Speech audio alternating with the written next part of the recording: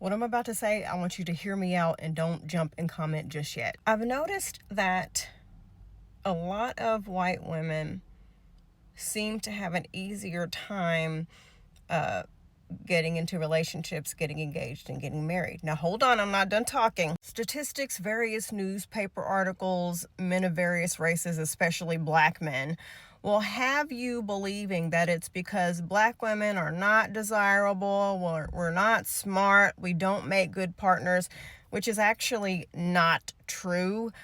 We're the most educated human beings on the planet.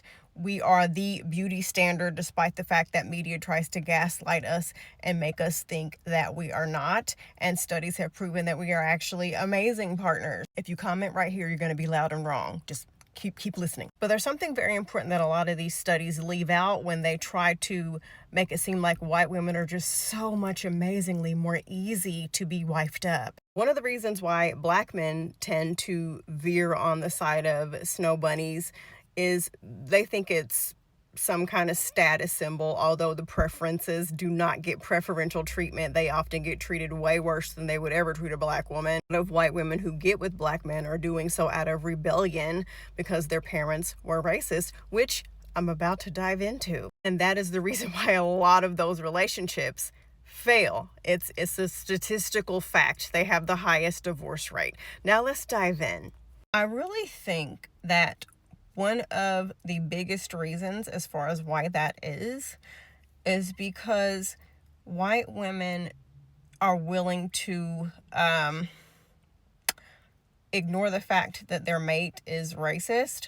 They are okay with having a relationship where they simply agree to disagree. So, of course, if someone being racist or homophobic or misogynistic is not a deal breaker for you, that's going to increase your opportunities to find a mate. The amount of white women that I have worked with in various places who have shared stories about how racist their husbands are.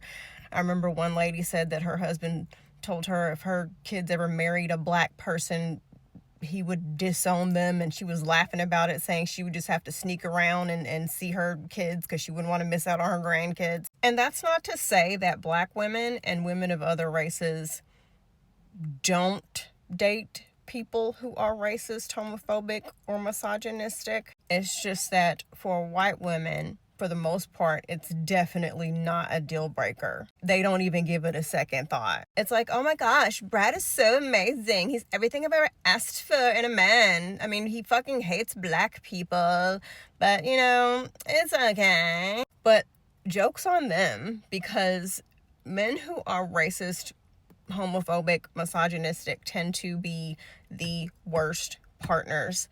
Because on the flip side of the stories I've heard of white women bragging that their men are hateful human beings, they also share stories about how their men are hateful towards them. The men were either abusive, the men were either unattentive, all of those things, cheaters, just terrible human beings. Hearing about how they've ignored their anniversary and how they're not romantic, how they scream and yell at them, put hands and feet on them, how they treat people who don't look like them is also what they feel about you too. They are with you because you're going to serve a purpose for them, Linda. You're going to have those children that are going to make him look like an award-winning father when he goes to work.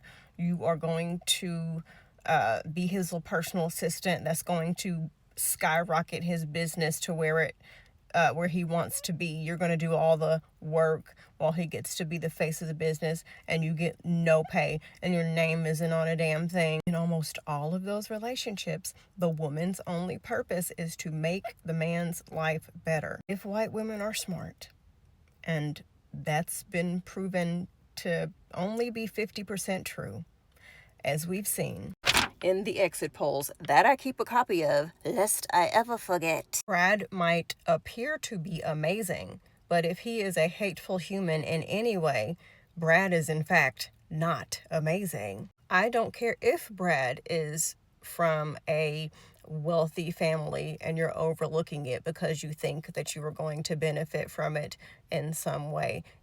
if they have a lot of money, you will now be their property. It's like, I'm sure if their family could, they would own slaves. And I'm 100% sure that their family did own slaves in the past, and that's how they built their wealth. But Sarah, what you don't understand is Brad thinks he owns you too.